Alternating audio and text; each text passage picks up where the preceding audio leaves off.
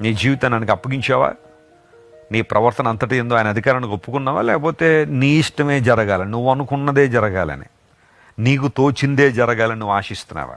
దేవుని బిడలంగా, విశ్వాసులంగా, క్రైస్తవులంగా మన యొక్క ఆలోచన, మన దర్శనము, మన దృక్పథం ఏంటంటే మన జీవితాల్లో దేవుని చిత్తం జరగాలి, ఆయన ఇష్టం నెరవేర్చబడాలి.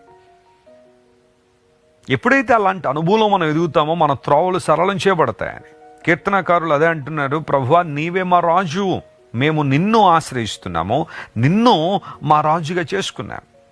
ఎప్పుడైతే అలా జరుగుతుందో ఆ సందర్భంలో దేవుణ్ణి రాజుగా చేసుకున్నప్పుడు యాకోబునకు పూర్ణ రక్షణ కలుగుతుంది అని ఆ వాక్య భాగంలో మనం చూసాం. పూర్ణ రక్షణ, సంపూర్ణ రక్షణ. ఇది సగం సగం రక్షణ కాదు, లేదా సంపూర్ణమైన రక్షణ కాదు. దేవుడు మనకు సంపూర్ణ రక్షణ దయచేయవాడు ఆయన.